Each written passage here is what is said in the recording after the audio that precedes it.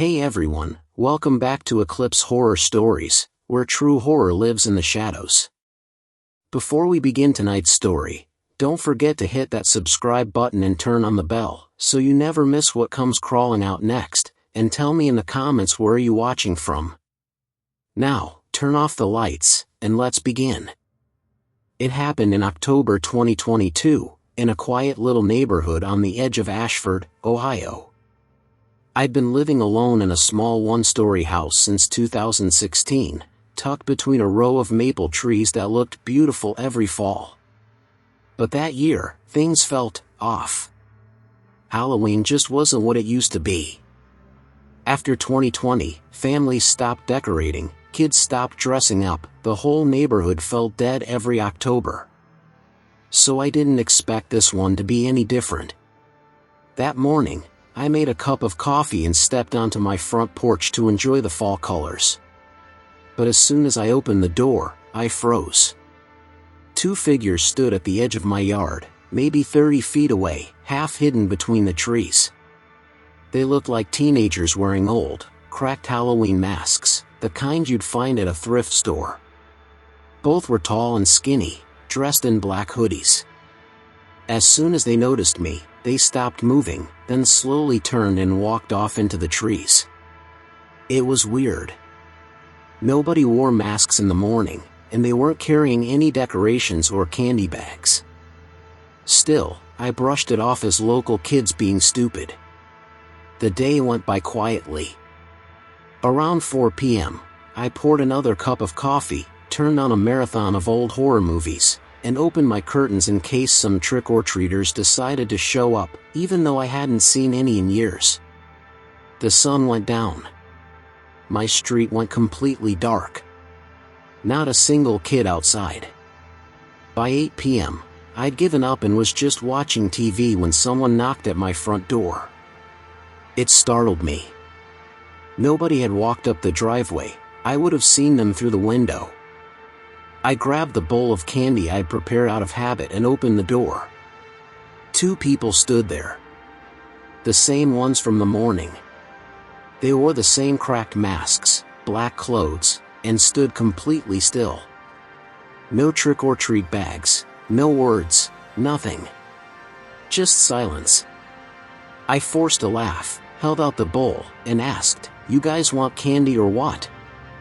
Nothing. Not even a twitch. After a few seconds, I slowly closed the door and locked it, my hands shaking. I told myself it was just some prank, maybe high schoolers trying to mess with me. I peeked outside again a minute later, and they were gone. So I went back to the couch, turned the TV volume up, and eventually drifted off around 1 a.m. I don't know how long I'd been asleep when I heard it, a knock. It echoed through the house, loud and deliberate. My heart started racing. I turned off the TV and listened. Another knock. I crept downstairs, every floorboard creaking. I looked through the peephole, one of them was standing there again. The mask looked even dirtier now, like it had been dragged through mud. He kept knocking. Slow, steady. Then I realized, there was only one of them this time. I backed away, trying to keep quiet, when I heard a soft creak behind me. It came from the hallway. I turned just in time to see a dark figure at the end of it. The second one. He ran toward me, knife in hand.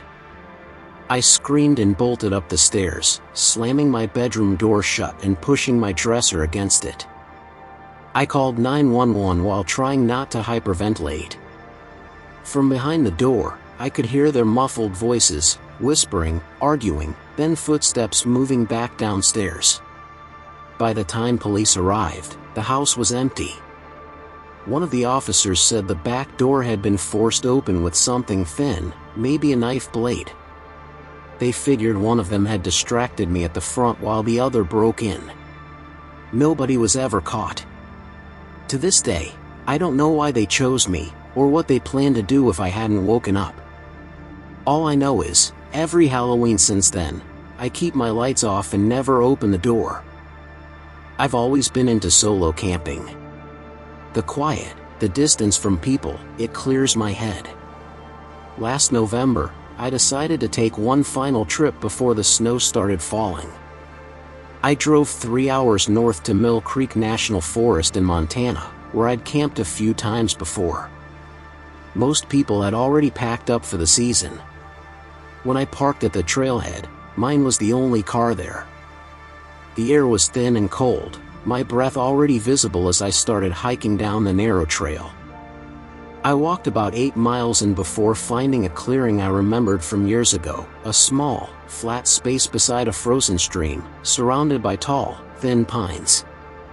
It looked perfect. I set up my tent, built a small fire ring, and boiled some coffee to warm my hands. The sky was gray, and the cold breeze made my eyes water. As I sat by the fire, I noticed something. A flicker of movement, deep in the trees. At first, I thought it was a deer, but it didn't move like one. The figure stayed just far enough back that I couldn't make out any features. I told myself it was just an animal, or maybe my imagination. But the feeling didn't go away. The longer I sat there, the more I felt like someone was watching me. By the time the sun went down, the air was freezing. I crawled into my sleeping bag inside the tent, leaving the flap open so I could still see the campfire flicker. I tried to relax, but every snap of a twig made my pulse jump. An hour passed. Then another. And then I heard it, footsteps. Slow, deliberate, crunching across the frozen leaves. They came from behind the tent, the one blind spot I couldn't see. I froze. My mind started racing through possibilities, maybe an animal, maybe the wind. But it sounded too heavy for that. The footsteps grew closer, and then stopped. I held my breath, listening. The woods went silent, except for the faint crackle of the fire. I couldn't take it anymore. I unzipped the sleeping bag, grabbed my flashlight, and jumped out of the tent, light swinging wildly across the trees. Nothing. Just the pines, silent and unmoving. That somehow made it worse. I never heard anyone leave. After a few minutes of scanning the trees, I convinced myself it was my imagination. I decided to start packing up, just in case. But as soon as I began taking down the tent, I heard the sound again, running footsteps from the darkness behind me. I spun around. For half a second, I thought I saw a shape duck behind the trees, tall, broad, human. I froze, heart hammering. Then I heard a voice. Deep, raspy. Cold night to be out alone, huh? I turned. A man was standing at the edge of the firelight.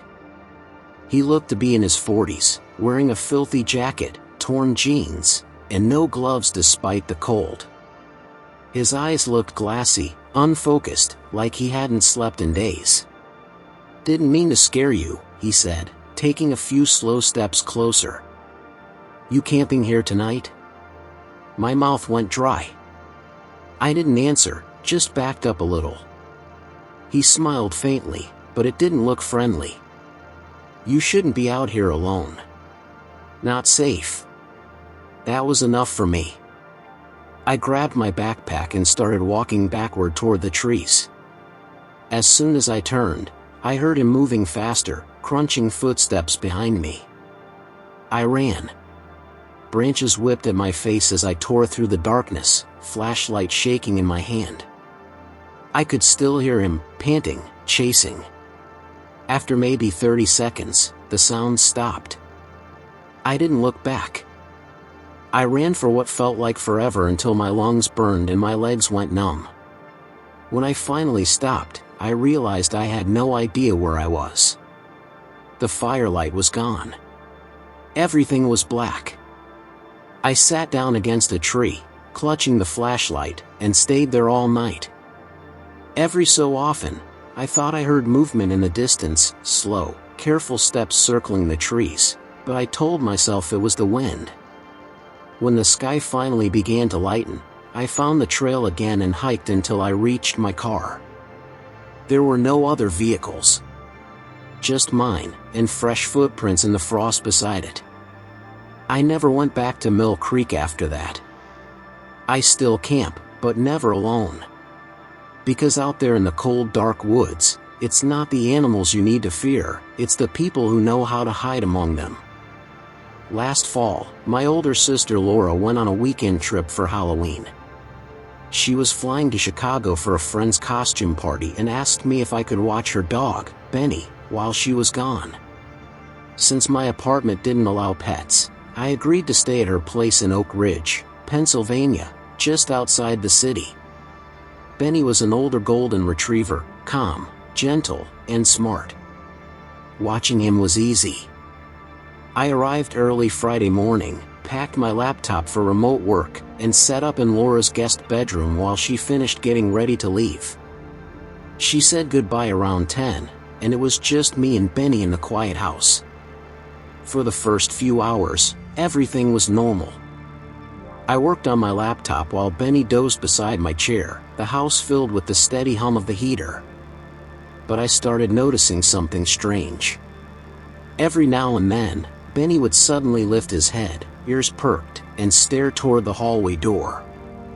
He'd stay completely still, eyes fixed, sometimes for minutes. At first, I thought it was nothing. Dogs hear all kinds of little noises we can't. But after the fourth or fifth time, I started to feel uneasy. I got up, checked every room, even the basement, but everything looked fine. Benny followed close behind me, tail low, quiet the whole time. By evening, the unease was getting under my skin. I wrapped up work, made dinner, and decided to take Benny for a walk. Behind Laura's backyard was a wooded trail that looped around a small creek. It was cold, and the trees were bare, their branches clawing at the sky. The air was still, no wind, no birds, just the crunch of leaves beneath our feet. About halfway through the trail, Benny stopped dead. He wouldn't move. He didn't growl or bark. He just stared into the trees ahead, completely locked in place. I squinted, but saw nothing, just gray trunks fading into the dark. "Come on, boy," I whispered, tugging the leash. He didn't budge. His breathing quickened, and his body trembled. That's when the hairs on my arms stood up. I turned us around and started back toward the house. Benny followed right beside me, tail tucked tight, constantly looking over his shoulder. The whole way home, I couldn't shake the feeling that we were being followed.